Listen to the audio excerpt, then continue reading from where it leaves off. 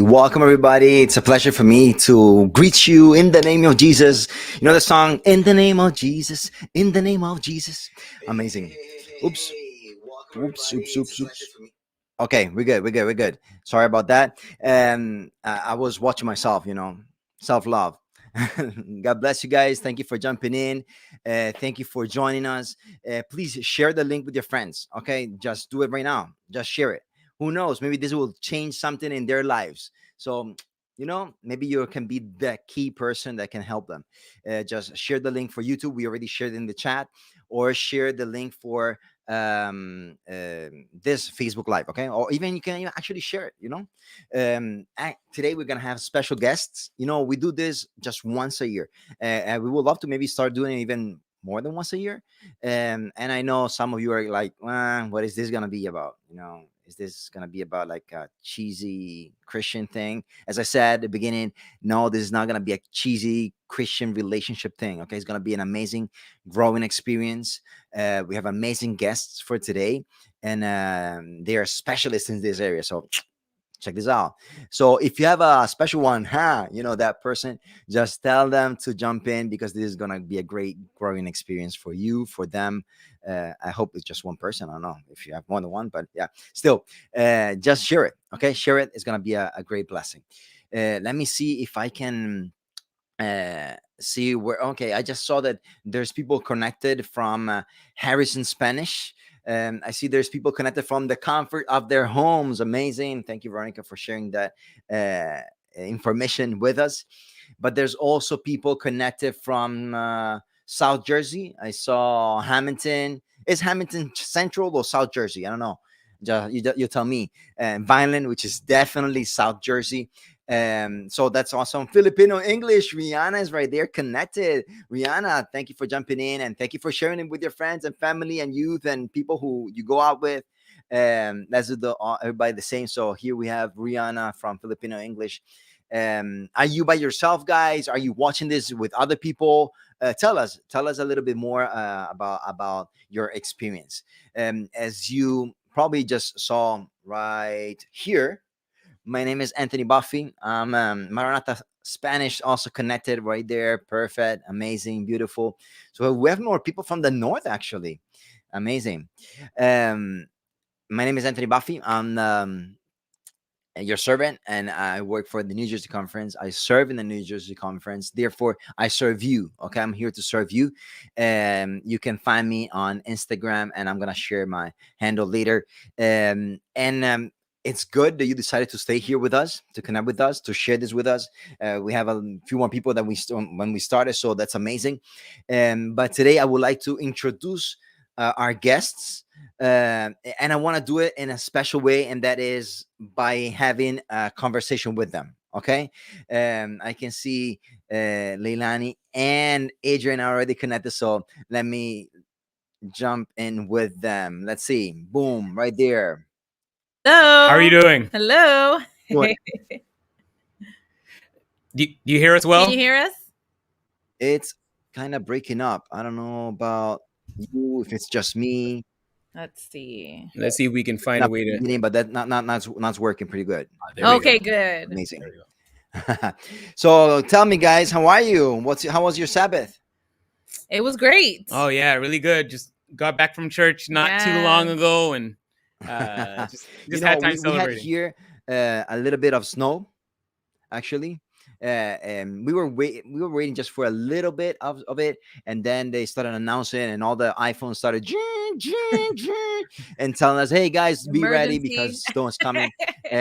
So we're glad at least we're able to connect. So we praise the name of Yes. God that today we have this opportunity, and thank you for setting apart this special time. Of course. You know what? To maybe start this, I would like for you guys to introduce yourselves. Who are you? What's your story? Yes.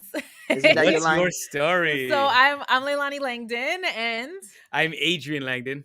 we are licensed clinical therapists. We've been therapists for what, 13 years now? Just about 13 years. Or But more, we're also ministers, right? So through worship and through just being active in our community. We have 3 beautiful children. Yes, ma'am. Wow. An 8-year-old, a 6-year-old, and a 16-month-old. So we are in the throes of parenthood. Yes, Okay. sir. Oh wow! Do we have any other parent connected? Tell us if you're still struggling too with us. As you know, I'm a parent of 2 and soon 3, so I have much to learn from you guys. You got this. Please tell us we're not alone. And Yes. we've also been married. We're going to be married 14 years in August. Yeah. So Oh, amazing. it's been an amazing journey. It has. So you're gonna be 15 this year. 14. 14 Right? 14 this in year. August, yeah. Okay, 14. okay. Yeah. Okay, I have to amazing. keep count after a while. Yeah, After you a know what? while, you're just having such a good time Right? that you lose track of time. I think it's I really know, important. I know. yeah. And you know what? Traditionally, the man is the one that forgets. I don't know, but why that tradition exists, if it actually was a reality. But I can see now that it's over and over. It's something that we both, Yeah. men and women, forget about. It's How many years it true. was? I mean, we kind of remember the date, right? Yeah. Hopefully. Well, if you notice, Anthony, what I did when you asked the question, I just went like, "You're like, how long have you been married?" I just went like this. So you learn, you start to learn what to do there. Just pass it on over. Amazing. Well, thank you for joining. Guys, if you're connected, you're watching us. If you have any question for Leilani and Adrian, just share in the chat. We'll be glad to answer it. We're gonna have actually a section of Q&As at the end. Perfect. And by the way, I take advantage to apologize again for starting a little late than what No we had worries. thought and what we had planned. And thank you, Leilani and Adrian, for being so flexible to change plans and being able to still stay with us. Absolutely. So you guys are in Chicago, right? Yes. Yes. We So are you're in Chicago. 1 hour behind us, Behind. right? Yep. Yes, And, absolutely. And I hope your kids are doing great Yes. this time. Yeah. Are they safe? We got I kids. guess. Yeah, yes. Listen, they're all right. you know what? I what I like about you guys is that transparency is, and that I believe is key. Because most of the time we try, and as I was speaking today to one of the churches, we try to portray the best image, especially if you're a professional, you want to say, oh no, you know what, we're doing the best, and we're the best example ever. Yeah. While talking about our struggles, our stories, and things that will happen, Yeah. I believe it's key for everybody to understand that you're not alone. Yes, Absolutely. As you, Adrian, said, so we're not alone. Yeah. Awesome. Absolutely. So tell us a little bit more. What are we going to be talking about today? What are things that you think are very needed for today? Go for it. Well, I mean, if we're gonna jump in, I think from where we're thinking about, I think for us, we are believing that we want to talk from our perspective about the idea of finding the one, being the one, and keeping the one. Oh my! Let me just put some music there, just in case. Because we need some music in the background to reanalyze this. Okay. I love it. Oh man, we need to. So okay, let's stop it right there. And so That was good. finding the one. So if you're Yes. single and you're connected, it's what, there was a person today. I was in church this morning, and there was a girl that texted me saying, "What is this about?" She said, "I'm laughing so hard right now. Not looking for a relationship." And then puts the school. And then I asked her, "Are you in a toxic relationship?" "No, I'm in a non-existent relationship." And I told her, "That's why you need to connect." Okay? Yes. So amazing. That's awesome that we're gonna be talking about that. Yes. So amazing. Thank you very much for dedicating this time. Definitely. Let's try to dive in, Yes. and so we can take Go for it. advantage of the time. Okay. Absolutely. Oh, we'll start with our story. Yeah, go for it.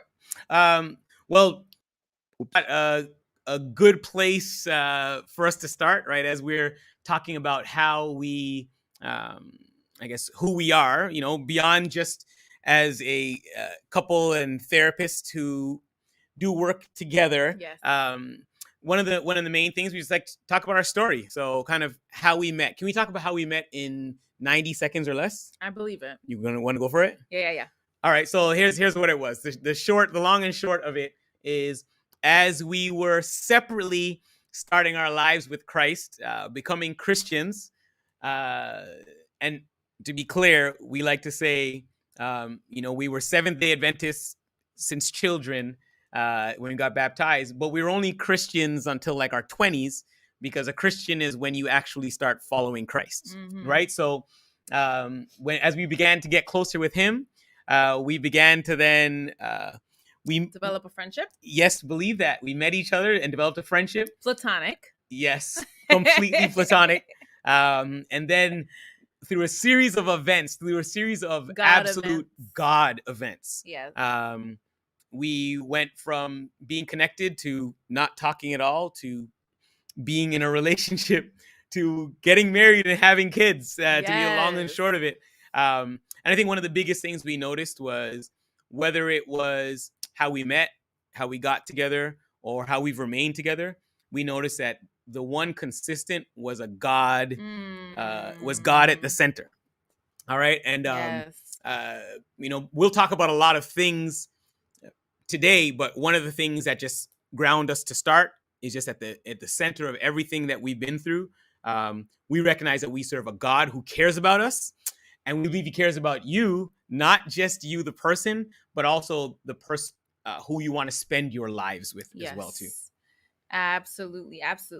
And so, as we get started, we want to start with talking about the idea of finding the one, right? And so I guess this is an opportunity for you to jump in the comments as we ask these questions. But do you believe in the one?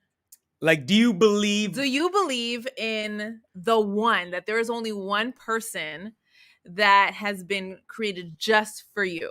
It could be a yes or no question. Yes. And you can, if you want to give reasons, you can give reasons. Yes. What we have learned is that this question has a very varied response, right? It all depends on your perspective and what you've been through. And it's always fun when we hear it. And you'll hear us use the words, for the sake of conversation, you'll hear us use the words "the one" today.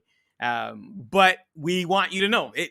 Kind of debate. If you're sitting next to someone, special or a friend, just ask the question like, "Hey, do you believe in the one? Do you believe there's a one? Do you believe I'm the one?" Yeah. All right. Maybe don't ask that question yet. But any one of those questions, kind of pause it. But what do you believe? What do we believe? So I believe. Yes, ma'am. we believe that as a follower of God, when we're in relationship with him, he will lead us to who we need to be with and where we need to be. And so I think it's important to not forget that, right? I think of all the shows like The Bachelor or, Love is Blind, and, the goal is to try to find your soulmate, the perfect person. Like, there's only one. And I think that our jobs as Christians in answering this question is to be in relationship with him, and is to follow him, and he'll lead you to where you need to be and to who you need to be with. Period. So with that being said, part of how he does that, a lot of times there are signs that he uses to guide you. Yes. So we're going to play a little game real quick before we jump into other areas. And we're going to do like a red flag, green flag type of game. And so what we're going to do is do you want to talk about the stage of where they are, or that after? So I think as we go through this process, one of the things that you're going to be thinking about for yourself is like, wait, okay, if you're not currently in a relationship, but you hope to be someday, right? These are some things to look at and to be mindful of, right? But if you're in a relationship and you are starting to notice some of the things that come up as we're playing this game, one of the things that we want you to do is to think and to be willing to kind of consider and pray over what they might mean. So we're just to kind of get the conversation going. Let's start with the idea of red flags and green flags. All right. So I'm gonna make a statement, and you in the comments, if you're wherever you are, you can put red or green depending on what you think this is. So ready? And what about me? Am I responding? Yeah, you're gonna respond. Okay. All right. Ready?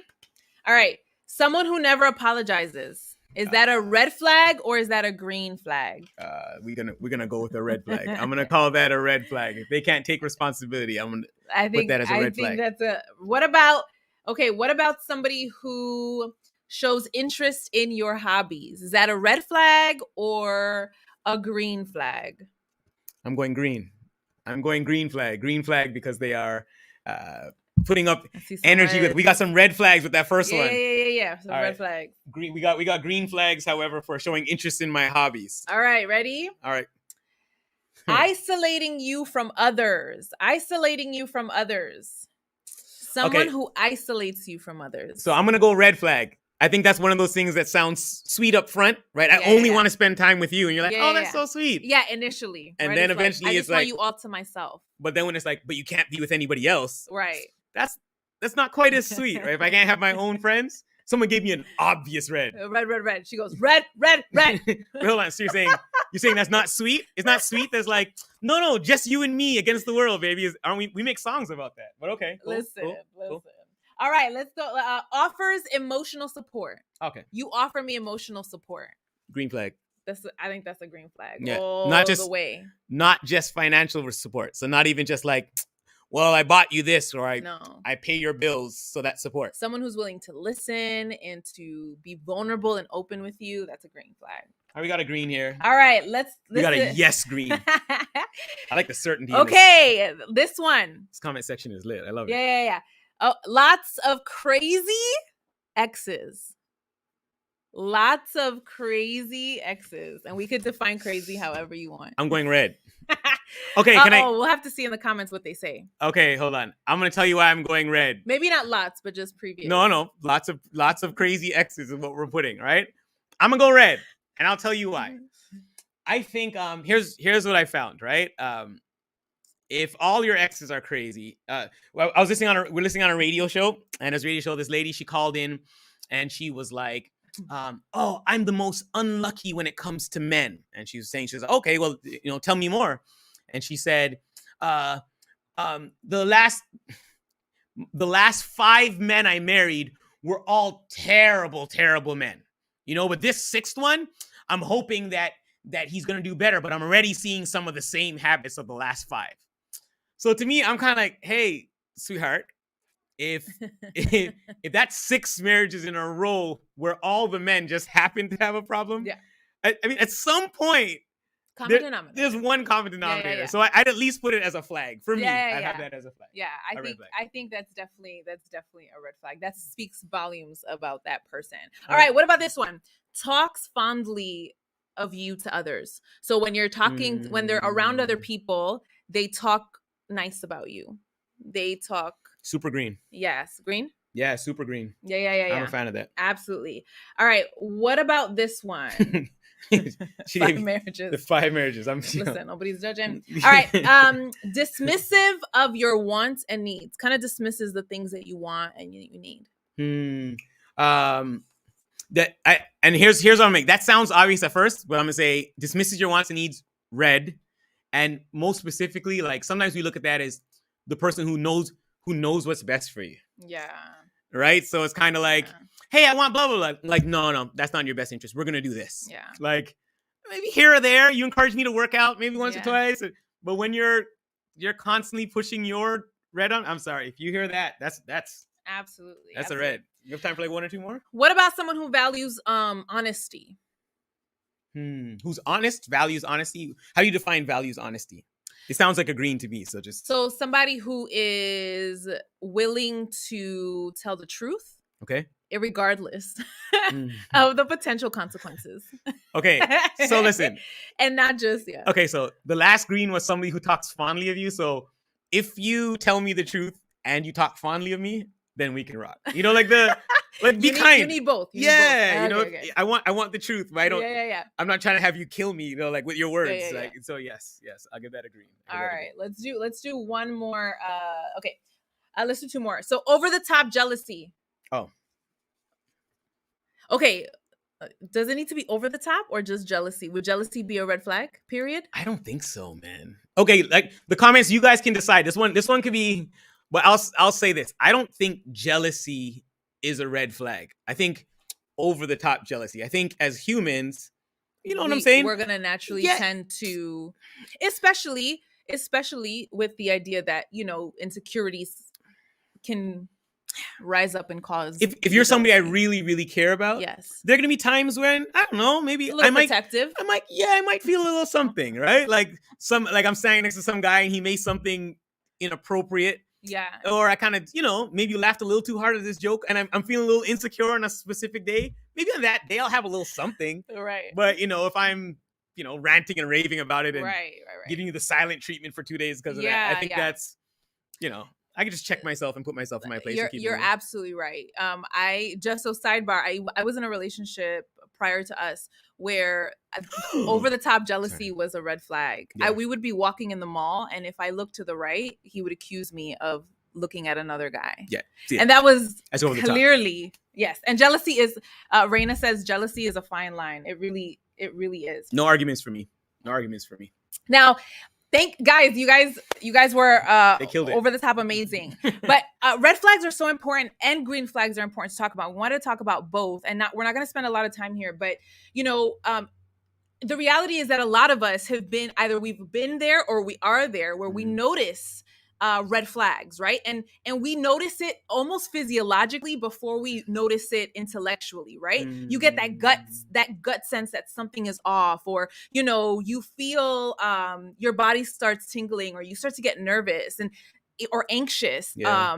These are signs that this is something to pay attention to. Now, it doesn't always mean that thing is something to end a relationship for, but it's so important that we notice red flags and we don't dismiss them, because one of the things that we say to couples all the time is that when as you get closer into your on your journey towards marriage, everything magnifies. When you get married, everything magnifies, right? And so people assume that marriage will solve things and that marriage will fix the problems or those red flags, he's over the top jealous now, but that's because we're not living together. That's because we're not in the same place. But once we are, that'll calm down. No. When you get married, everything magnifies. And so it's important to bring these red flags and the sense that you're getting, if you're noticing red flags in your relationship, to God, first and foremost. But then to also focus on the green flags, right? I think a lot of times we put more emphasis on red flags than we do on green flags, and can miss out on some really amazing experiences in our relationships and opportunities. You may beforehand, if you're about to get into a relationship and you see some of these bright red flags, some of these ones, I just see like a couple of flags. Like Jackie has the red flag just went like across. It's like red, right? Like if that was one of the things for you, even if you thought the person you wanted to be with was really attractive or was really spiritual or was a pastor even, but you had this red, listen to your gut, listen to what you believe you are seeing. There's no rush to it. Spend your time in prayer. Now the question is, you may be sitting next to somebody that you are engaged to, or furthermore married to, and you probably have the questions like, but I see these bright red flags. What do I do now? And I think in these places, as we said, prayer, absolutely, without a doubt. Talk to the God. If you believe you put you together, then you spend time praying about it. But at the same time, you can focus on how you can change that in your own relationship. So therapy is an option, right? Like you can have Jesus and a therapist, right? It is actually a good idea. Just like you can have Jesus and a doctor. I believe that Jesus is a healer, and I still go to the doctor, right? You don't have to choose, no matter how much we are taught that you have to choose for some reason. And feel free to also learn on how to have these conversations as a couple. And we're going to get to that a little bit later about exactly how to have these conversations. Yes. But I think even before we, as we're talking about the idea of finding the one, whether you believe there is the one or not the one, if that's a possibility, even before that, what we would say is, before focusing all your energy on finding the one, your energy should really go towards being the one. And if you are in a very committed relationship right now, then I would say we also like to say focus more on being the one than on the other one, right? Instead of focusing on the other one, focus on being the right one. Absolutely. I think so many of us are taught in society, right, that you just kind of like the movies, right? You just you just find that person, and then that's it, right? The movie ends and it never finishes, right? Like they end up being together, and she's been working really hard. She's been so focused on her job and getting promotions. They overcome this big conflict. He storms out and then he comes back, and they make up, and you're like, yay! And then the story ends. And nobody ever shows you the work that it requires in order to maintain, to be right, to be healthy, to have a healthy relationship. Yeah. And I think that is what is important, right? Is this to break down the idea, the societal norm that you have to find the one. It's like, okay, we believe that God will lead you to who he wants you to be with. Period. But ultimately the question is, well, what are you doing? The phrase that the societal norm that we try to push back against is the idea of looking for someone to complete you. Yes. You shouldn't be looking for someone to complete you. You should be looking for someone to put your completeness on, or to share your completeness with. God made you to be whole. Period. He didn't make half of you for you to find half of you to fix the other half of you. No. An example we use to kind of guide us through that process is the idea of Adam and Eve. When God made Adam, had his time with Adam, but then when God went to make Eve, God put Adam to sleep. Because to be honest, if he wouldn't have, Adam would have been like, oh, no, let me get 2 of those. No, you should. Why are you putting that there? Put that closer to the top. No, do I really need those? Yeah, we know how men are. Bang, bang, bang, bang. I was just taking shots. I got shots coming from my right side over here. Right. But please don't agree. Don't agree with that statement in the comments. But yes, he would have been very quick to share his opinion. But God put him to sleep. And the Bible says that then he made Eve. And then we have this assumption that God put Adam to sleep and then he made Eve.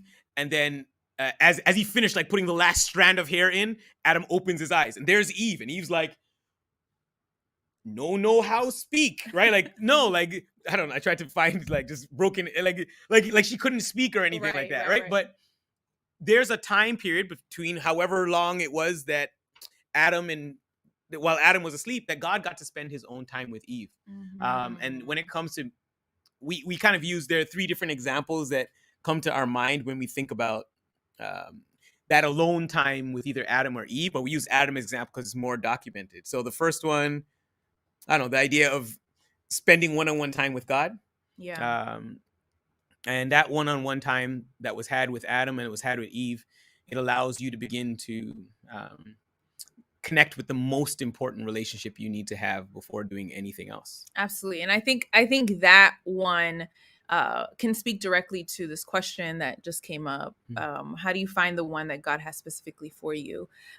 Which we'll get more into. But I would say that this is a big one, right? Spending that developing that own relationship with God is so important, and not just for the purpose of information, but for transformation and to allow him to guide you. I think the next one is, when we are in the process of learning to be the one, we have an opportunity to make our own decisions. We have an opportunity to do things and grow from a place of we can make our own mistakes, right?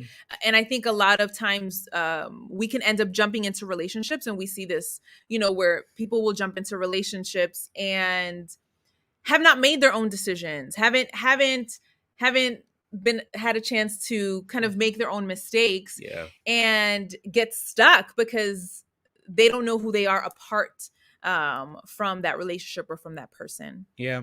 And for us, we saw that where Adam, God took Adam and said, here, name these animals. Start them off at, here's some decisions for you to make one-on-one, for you to kind of okay, I get to name animals. I get to make decisions here. It's important for us to learn how to sometimes make our own decisions outside of somebody else, which leads to the second part, right?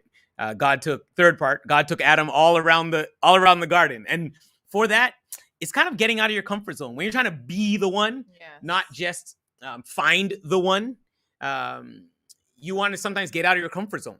For Adam, he got to go all around the garden. For Eve, had her own time with God. For us, for some of us, it's, some of us grew up in maybe a very sheltered household where even our belief system are our parents' beliefs, right? What we think about relationships and love and future and what's the right thing to do, like all of these things that we go through a lot of times are things that we haven't got to learn from ourselves. We haven't had experience. We've never traveled beyond the one street that we lived on our whole lives. What we find is that a lot of times when you're trying to figure out how to be the one, God calls you out of an area that you were maybe completely comfortable in. Like Jesus was called out of Nazareth and Abraham was called from his home.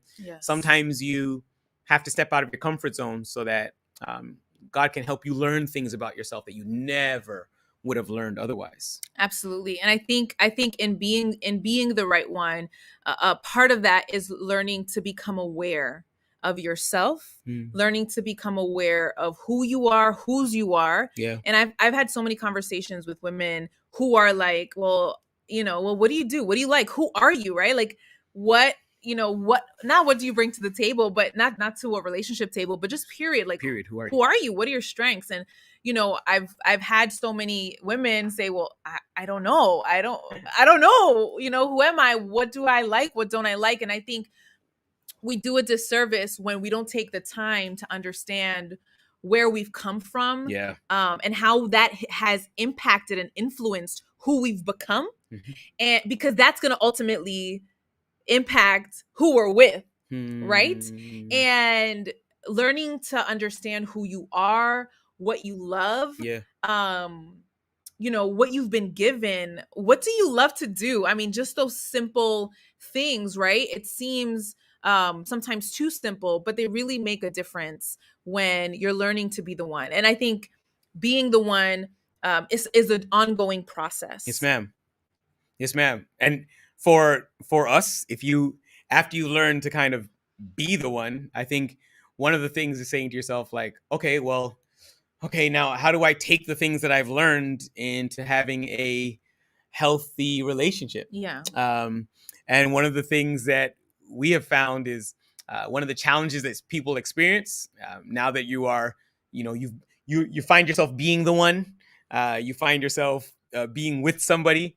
You're now saying, now I have these expectations, and what do I do with expectations? And for us, when we talk about keeping the one or maintaining, one of the most important things we found is finding ways to manage expectations.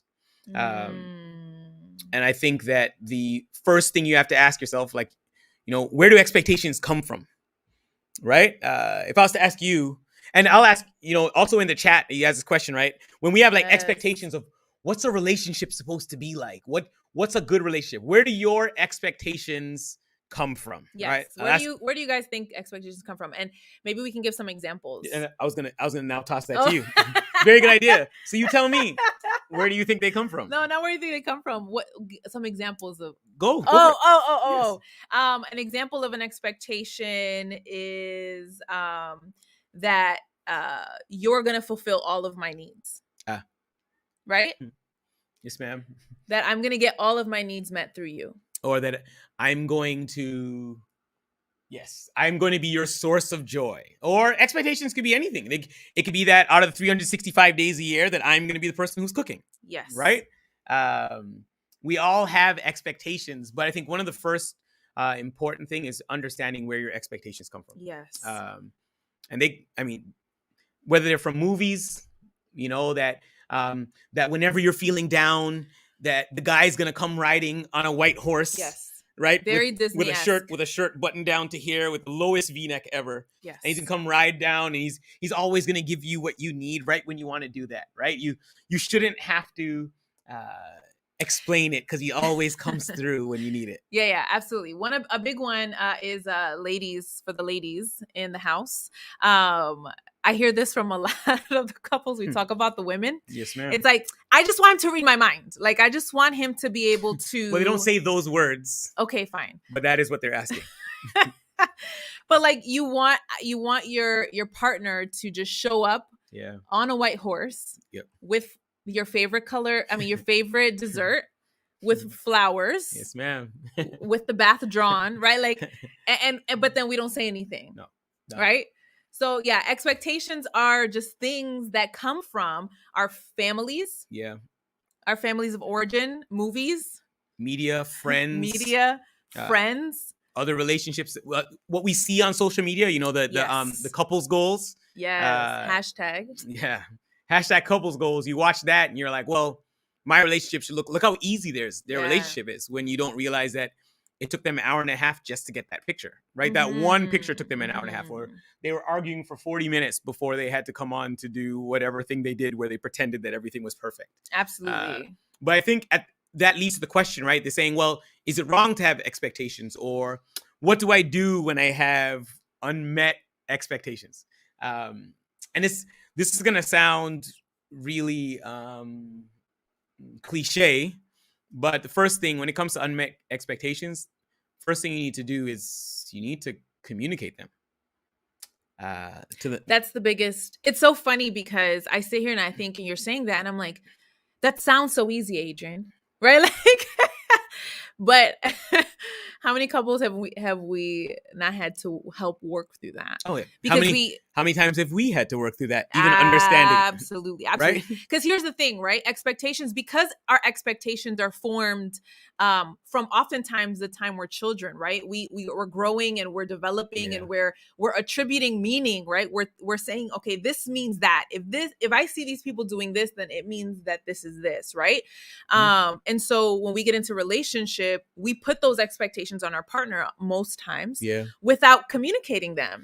Right. And a lot of times we're not even aware of them until we're in relationships, and they create conflict. Which is why we say no mind reading. No mind reading. If you find yourself making statements like, if she loved me, then she would. If he loved me, he would then just. If that's something that you have not communicated, for example, when we first got married, we just got back from the honeymoon. Now we're about to start a life together, and I remember we were getting ready to go to bed, and she's like, "All right, well, are you gonna put my business out there?" Yes, this is what this is for, right? In the beginning, Anthony said this is a place to be transparent, right? So we're gonna be authentic and transparent. This is how we roll, right? So I remember we were watching a movie or watching TV together, something like that. Being a newly married couple, first night or second night home, and and then she's like, "Oh, I'm gonna head to bed." I'm like, "All right, no problem, babe." So she's getting ready for bed, doing all her nighttime routine, whatever.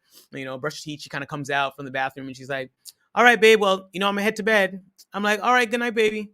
Right? And she kind of heads to the room. Then a few seconds later, comes back out and she's like, "So I'm heading to bed now." And so I'm kind of like, "Huh." It's the third time she's told me that. So, good night, sweetie. And she's like, "Okay." So I'm head to bed. So I'm kind of like, "Oh, what am I missing? I love you." Right? Like I'm thinking like, maybe I hadn't said I love you. Let me give you that I love you. I love you. And like she kind of leaves. And then I noticed that like there's a little bit of an edge, right? And I think it was and I'm watching ESPN Sports Center, because that, back in the day when you watch highlights of sports, the same highlights over and over again. Yes, by the way. Times have changed. We don't even watch that anymore. But anyways, watching the same highlights over and over, it's what I'd been used to in college and is what I was running with. But the next day she's kind of, she's not the happiest in the morning, right? Because there were some unmet expectations. So at that point, that I didn't communicate. No, you didn't. But I expected you to do. Understood. And then, I couldn't fall asleep because I spent the whole time being upset at him for not like coming to bed with me. But you didn't say, once again, you haven't said. So the next day we find out, I asked like, what was the issue? Yes. And she lets me know that the issue in our conversation, she communicates to me the issue. And there was an expectation that when she went to bed, that I would go to bed with her. Right. Yes. Even though maybe I'm more of a late night person, she's early bed. There was an expectation that we would go to bed together. Correct. That for me wasn't necessarily an expectation, and definitely not every night, but correct. That was a belief for you. For sure. Right. So now I think once we got to talk about it, we're able to work out I think we have a crying baby to work out here. You got it. You got that. So we have a, we had to time our baby's nap. So that's what we're dealing with at the same time. He probably is going to make an appearance here in a second. But in that You know what? That's probably a timer to let you know Okay. that we still have 10 minutes before we start with Q&A. So if you guys, if you have Q&As, and if you have a question, just put it in the chat. Okay. Yes, sir. Yes, sir. Yes, sir. It works Okay. out perfectly. So for us, we just kind of noticed like, okay, so what I'll do then is we'll just go to bed together, right? Like, she kind of said, you don't have to stay in bed. But when I'm going to bed, I want us to go to bed together. So, for me now, I was able to, I now tuck her in at night, right? That was a happy medium. That met the needs of what she was looking for, right? But that just comes from having communication, being able to talk it through, which you may be asking if you are in a situation where you're saying, okay, that sounds good, but how in the world do we even talk it through, right? I tried talking, but I feel like it always leads to an argument or leads to a fight. If that's your case, some of the things you have to say now, if we're dealing with conflict, how do we deal with conflict management? And we say at its core, conflict management is nothing more than problem solving. Think of it like a team working through a specific challenge. And for us, the way that we would name that, or we would claim that, or the way that we would state that is by saying, like, you want to take a you me problem and make it a we problem.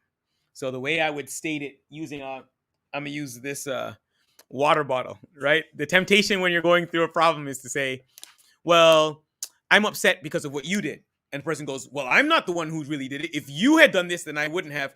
Well, if you had washed the dishes, then I probably wouldn't have been upset. Well, if you'd asked me earlier, then, we're kind of fighting over this issue. Maybe it's the issue of chores. Maybe it's the issue of being more affectionate. Maybe it's the issue of the way you're spending your finances. Maybe it's the issue of how involved you have your family in our business, right? Whatever it is, we tend to kind of pass it. Your fault, my fault, your fault, my fault. The goal is to take a you versus me problem and to make it a we problem. To say, okay, this thing right here is trying to take down our relationship. What are we going to do to make sure that that doesn't defeat us? Well, how do we come together as a team to make sure that doesn't work? So if it's an in-law issue where you feel that the mother-in-law is too involved, instead of saying your mother it's not my mother. No, it's not that. It's saying, hey, right now our relationship with your mom is causing tension with us. We don't want that to be the problem. So what can we do? And the two of you work together to be able to have a strong connection. Not a problem for me because I have an awesome grade A plus mother-in-law, FYI. But if that is example of something you're dealing with, don't put it and blame it on the other person's family. Work together to find your way through any of those challenges. If we're just being transparent, right? Let's use right there. There's an expectation, if the baby woke up, what were we going to do? Right. And we're able to communicate that so that if and when the baby woke up, we had a plan for how we would manage it and how we would communicate if we faced any challenges along the way. All right. So second piece.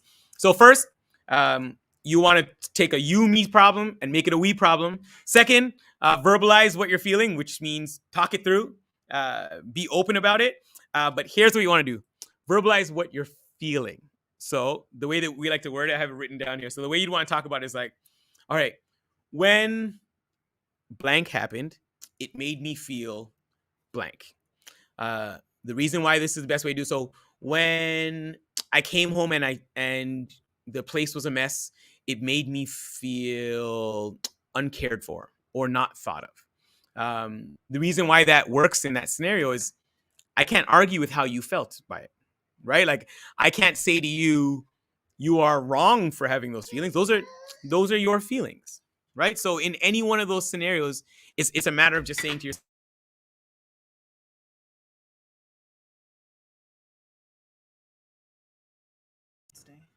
all right. Sorry, this is baby boy. Sorry, Elijah, say hi. He's like, what? He's like, what? This is what happens when you have 3 children. Yes. So for us, it's saying, you just share like, hey, when this happened, it made me feel this way. So when I was talking to you and you didn't put away the cell phone, it made me feel dismissed. That's the better way to go rather than, you don't care about me. You're so selfish. You Yes. never listen. You're so blah, Yes. blah, blah, blah, blah, blah. You're just able to share your heart and move from there. Then when you hear that person do that, help them feel understood. Your response should be, okay, what I'm hearing you say is, when I did that, it made you feel this way. Yes. Ask them, is that correct? And the person says yes.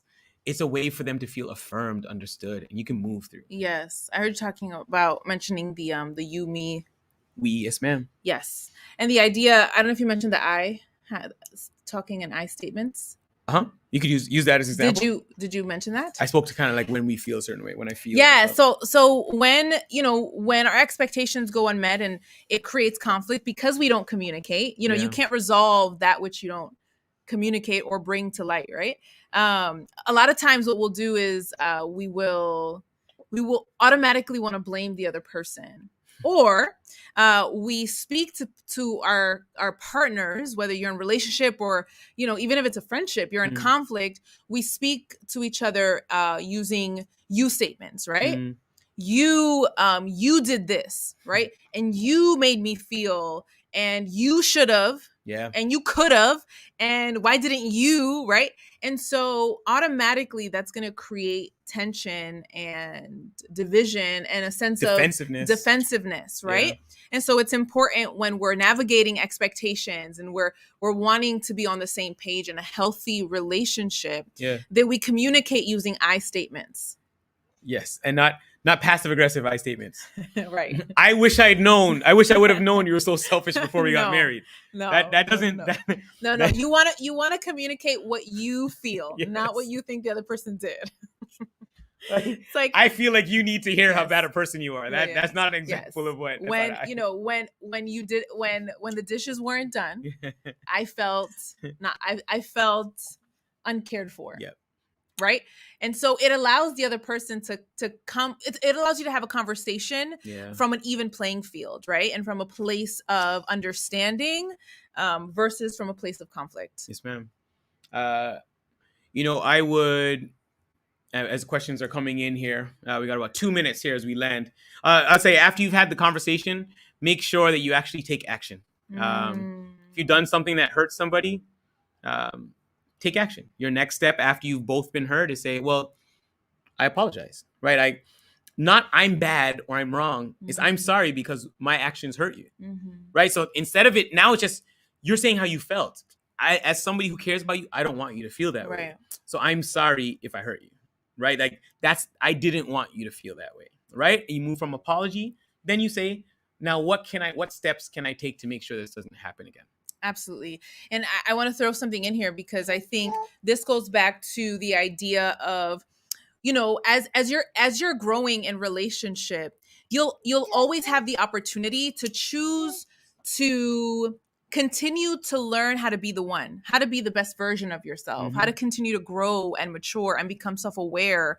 And I think it's important in these moments that we are constantly recognizing when something has triggered us because of our own stuff, right? A lot of times we end up in conflict with our spouses or our partners because, we don't want to apologize. I know that for us, I tend to struggle more with apologizing, but I've come to learn that that has more to do with a core belief that I've always had that I'm not good enough, right? Yeah. I'm not good enough. And so when I have to apologize, it makes me feel as though it almost reaffirms that belief that I did something bad. And because I did something bad, I am bad. Yeah. And the two are not the same. Just because you made a mistake doesn't mean you are a mistake. Just because you did something bad doesn't mean you are bad. They are very different. And I had to learn that in our marriage. And so I think when you said, it's important to be willing in a healthy relationship to lay down your guard and apologize. Yeah. It's important that you can individually too recognize when you're struggling to apologize, looking at yourself and going, okay, well, what is it in me that's making it difficult for me to want to apologize, right? And to want to mend and resolve, right? What's happening. And I would I think that segue will be good for where we kind of want to land here. That lie that she was told that she then struggled with. is a lie that started in the garden, right? When the snake came up to Eve, she was kind of convinced, like, well, is God really good? Right? Like, God's hiding things from you. He doesn't want what's best from you. He's trying to keep you from happiness. So it leads you to the idea that God's not good. And follow me here. If God's not good and I'm made in his image, then I'm not good. And then now if I'm not good because I'm made in his image, then she's not good. Yeah. So now when we are having our conflict, what's happening is I'm seeing her as somebody who's not good. And that's not how we were made to be. We weren't made to see each other like that. There was the longest current study on relationships was done by the Gottman Institute. And in the Gottman Institute, what they tried to find, what is the number one factor for relationships that have been most successful in the long term. And what they found as they went through the research was when they graded through tons of factors, from money to looks to age to culture, all kinds of things. But what they found was the strongest correlation was when they graded them on when they had like their surveys and they asked questions, for example. What they found was that the couples who significantly saw the best in their partner were the ones who stayed together the longest. So, for example, they would rate her, and let's say she says, "How do you cook on a scale of 1 to 10? How's your cooking?" She'd say a 6. The husband says an 8. Right? How kind is he?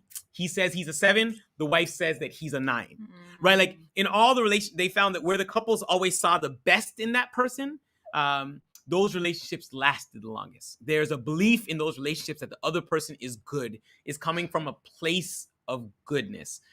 So we go right back to where we started this conversation, that saying from the beginning to end, God should be at the center.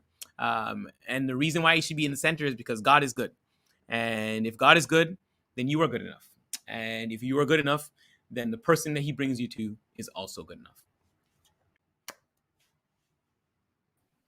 Well, I believe this conversation was amazing. You know, I loved a few points, and I needed to take notes because I believe there's things. I mean, and even though I may have studied these topics and everything, and I'm aware of things, but there's always something that you learn. You know, I like the fact that you mentioned the practical aspect of the we problem instead of you problem. You know, it's not that you have a problem; it's that we have a problem. You know, it's our own relationship, and then to be able to verbalize our feelings. Yeah.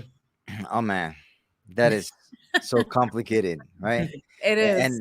And let me tell you something. And also, I love the reading the mind aspect. And I believe that is definitely female tendency. Okay? There is no doubt about it. I remember when I got married, that my wife sent me to buy some pasta, and I'm Italian, so I went and bought 1,000 boxes of pasta, and I came out all proud and had brought the pasta back. And in her mind, she was meaning the toothpaste. Okay, and she was like, I mean, you've been brushing your teeth all these days. You saw that it was just right there at the end. You were pushing it, you know. And I was like, you know what? I didn't connect. You know? Yeah, sorry. Yes. No. Maybe we need to be completely explicit on this and be transparent in this. So, well, we do have questions. So I thank you guys. I thank you for your time. Absolutely. I believe this has been an amazing conversation. And I love the participation of the people. So thank you for connecting. We do still have a few minutes for Q&As though. So let's continue with that. And I hope we can continue to be able to bless more people. Okay. So let's jump into Q&As.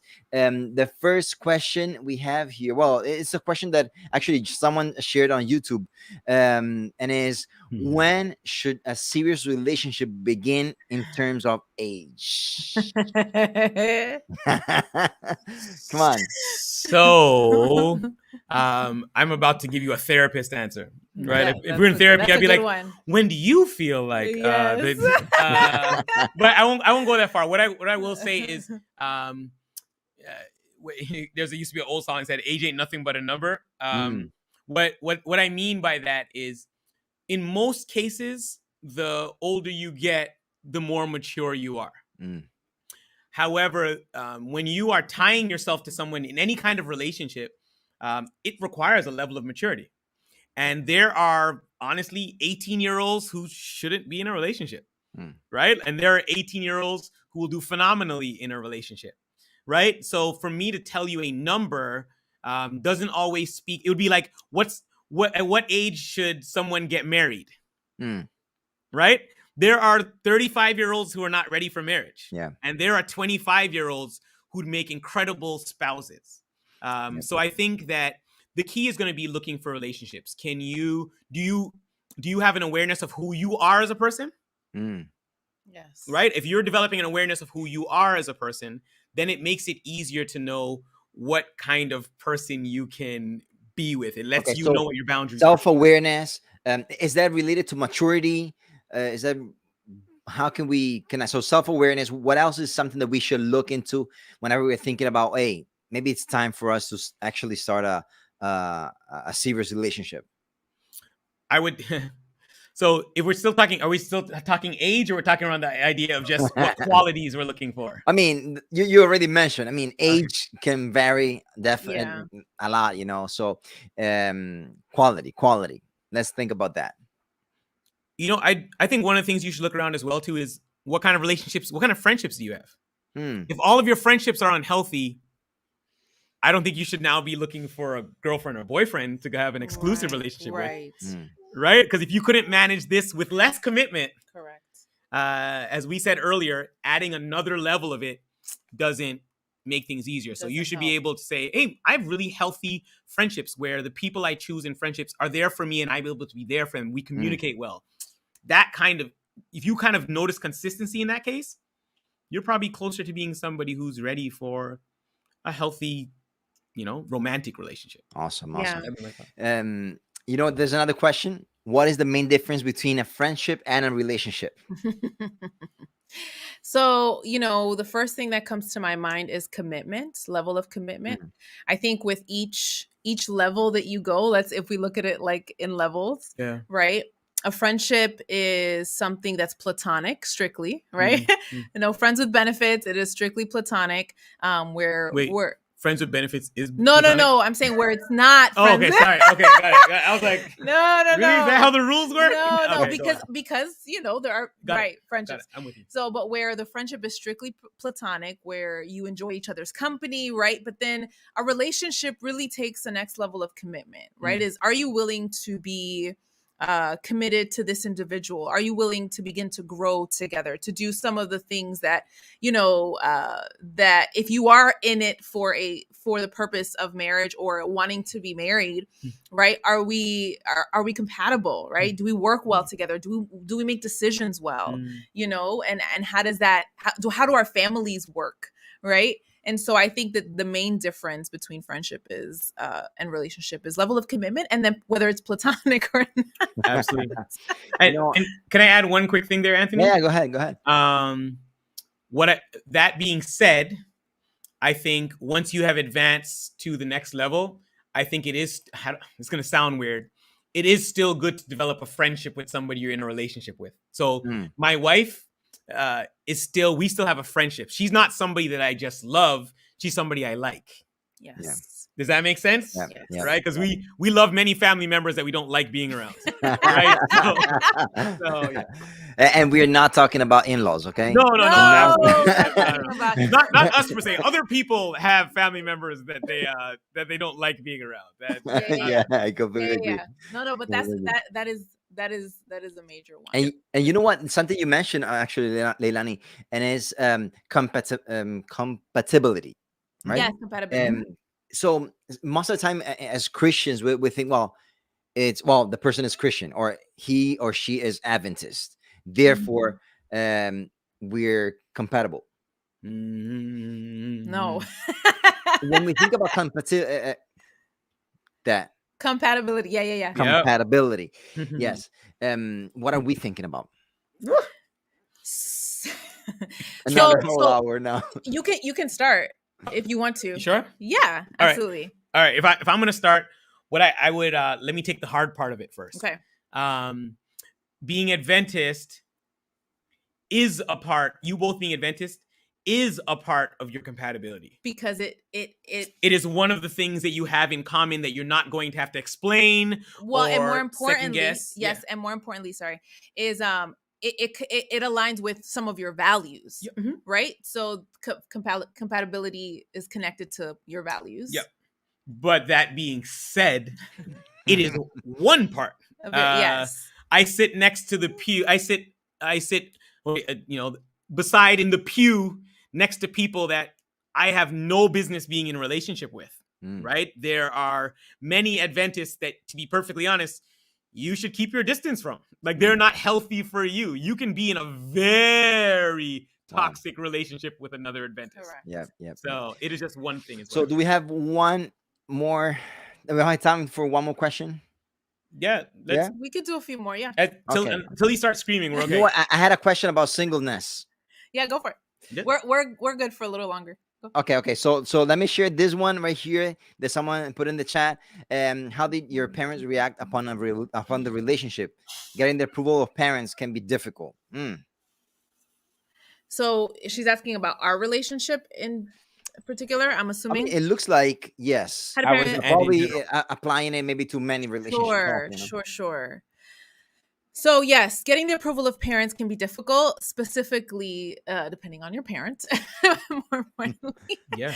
I think for us, we had the unique situation of being friends first, and so that gave my parents, for example, in particular, a lot more time to just get familiar with the idea of Adrian being a part of my life in a platonic way. Yeah. So when I had to have the conversation, two things that were important, and I'll mention here. First was that I knew this was who God wanted me to be with. So, that was a conversation I could have. And then also they already knew him in some way outside of just being just my boyfriend. Yeah. Yeah. You're deciding whether you're going to go there. Yeah, go. You could decide. No, go. You go, and then if I decide. All right, cool. Sorry, that was called mind reading. We just read each other's minds for a few seconds. All right. Here's the second part, and this is I'll be dangerous here a little bit. In a good way. Well, dangerous in a good way. Okay. If your parent is listening now, you could tell them to kind of turn away for this part of the conversation. All right. So whoever sent that question, you could tell your parents just to mute, just say, hey, go to the bathroom or something. Because here's what I'll say. Your parents care about you. So they want what's best for you. But your parents don't always know what's best for you. They want what's best for you. And they do have more experience. And they are great people to kind of confide in. However, when what your parents want for you collide with what God wants for you, at that moment, the approval of your parents is secondary to the approval of what God has called you to do. So for us, we have moved multiple times when we felt like God has been like, hey, want you to move. And we've been like, wait, God, now? And we're like, yes. But because of the way our relationship got together, we got together in a way where God told us to do something that didn't make sense. And next thing you know, we were together. For when he speaks, we listen. So our parents were like, that's crazy. Don't do that. You're going to pull them out of their families. You already have a stability. Don't do that. And they're doing that because they want to protect us. Yes. Yeah. However, their job is to protect us. However, it's our job to hear that, but still follow whatever it is that God has us to do. Awesome. Absolutely. Well, you know what? There's a question, and I believe we need to face this because it's asking, it's a red flag when a person who wants to be your one make jokes about how you talk and laugh, or tease you about your ways to react when you're emotional. That depends. Yeah, I think that really depends on the context of how it's happening, where it's happening, when it's happening. There's a difference between teasing and bullying. There's a difference between, doing it to, because that person is genuinely somebody who likes to tease, right? And likes to have fun and is lighthearted. But I think when it's a red flag, it's a huge red flag when the person crosses a boundary. Yeah. If your partner is doing that and you have been able to communicate, hey, you know what, when you say these things, it makes me feel dismissed or hurt, sad, insecure. and that person is not able or willing to respect that boundary, Red flag. then that to me is a point of contention, a point of we need to reevaluate whether this is really something that's. And yeah, I completely agree. I completely agree. And of course, always we have to remind the context of things, right? Yes. And also the frequency, because if it's all the time, Yeah. Yes. I mean, or most of the time, let's say, I mean, and if you feel not valued, or if you feel like there's something emotionally happening in you, then, well, think about it. You know, Absolutely. yeah, maybe there's something happening. So singleness, Yes. is it a problem? I mean, most of the time in church, if you're single, the people are like, so you're single, so when are you having a boyfriend, girlfriend? So when are you gonna marry? It's just stuff like that, you know. Is it a problem, singleness? No. No. Period. End of discussion. No. That is a mistake that the church has made. Once again, as good parents, trying to do what's best for you. Back to the earlier question, right? They don't want you to feel alone. They want you to have support. They want you to, live out your life and all the things it can be, raise a family. They want what's best for you. So they're trying to get you married and set up. However, the downside to that is, and here's the truth. When it comes to what it inadvertently teaches people is that in order to be whole and in order to be the one, which is what we said before, you need to find someone else. You're not good enough until you own. Yes.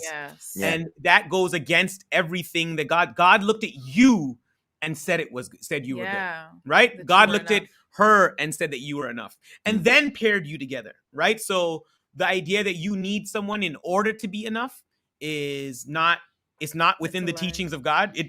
It's not an example I saw from Jesus himself, to be honest, right? So singleness is not a curse. Singleness for many is a gift.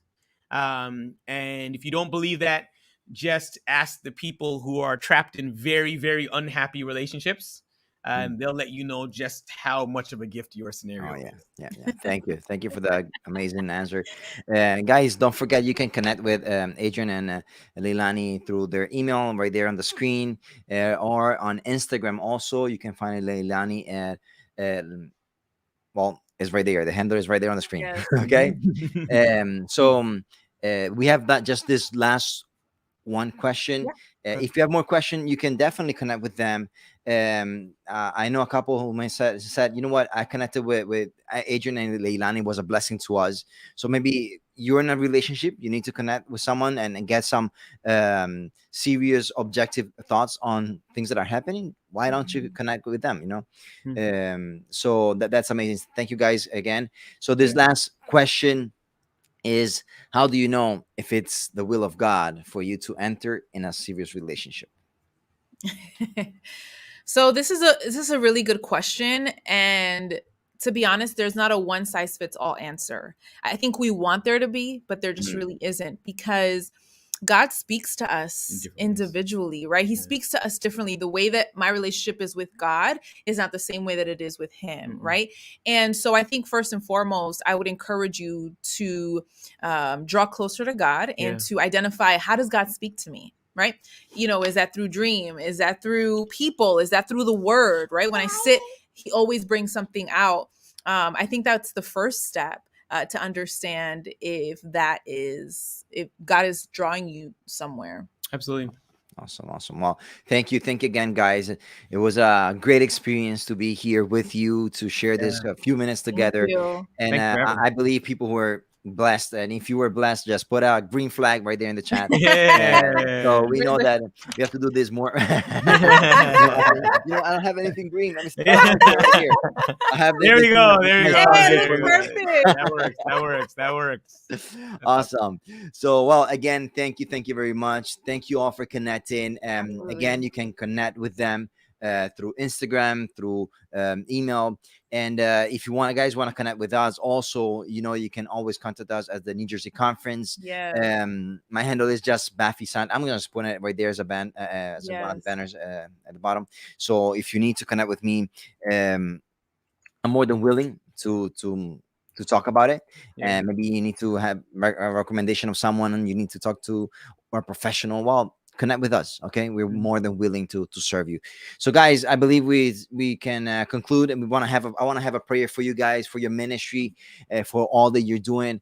I want to pray for people who are connected, for all the ones who have right white flags for surrender and Amen. green Amen. hearts, That's and good. also for those who have put up some red flags right there. I believe we have so much to grow in Yeah. these topics, and as Christians, we think we are aware of everything. As a church, we think we are aware of how to do things and how to express things sometimes, um, but we need to keep on learning. Yeah. I loved again the self-awareness part, because I believe that that is key to our maturity as individuals, as single people, as married, or as couples. Yes, Yes. sir. So it's Yes, sir. great. So thank you again. Thank you. Thank you. Yes. Thank you. Thank Let's pray you. and conclude then for today. Dear Heavenly Father, we honor you. We thank you. We praise you. We glorify your name. We ask, oh Lord, that your spirit may dwell in us, in our lives, in our relationships, in our churches, wherever we are, that we may feel your voice, and that however you got talk to us, we may be able to be humble enough to listen to your voice, be led by you, especially in this field that it's so important and so relevant in our lives, that will define a lot about our happiness, our joy, our experiences, and sometimes even our salvation. So, Father, please guide us, bless us, and help us to enjoy the experiences you make us live every single day. Help us to surrender to you, as Reina put it in the chat. May your Father, may your Spirit stay with us throughout this whole week. In the name of Jesus, Amen. Thank you Amen. again. Amen. Amen. Thank you, Amen. guys. I hope you may have an amazing week. And well, everybody, I hope you all may were blessed abundantly as I was. I believe this is something that you can share. Actually, it's going to be on our YouTube page, so you can keep on sharing with your friends, and not passive aggressive. Okay, it's just, oh, you know what? Let me just share this with you, and maybe with someone that is dealing with some issues that we are talking about. So thank you again for connecting. May God bless you. I hope you have an amazing rest of the week, and that the Spirit of God may keep on leading us, guiding us, bless us, and that we may surrender everything we have every single day at Jesus' feet. So have a blessed one. Hope to see you soon. We're here to serve you. Hope to see you soon in person. Okay. So stay connected to NJC Youth. We have amazing things happening. So stay connected with us. May God bless you.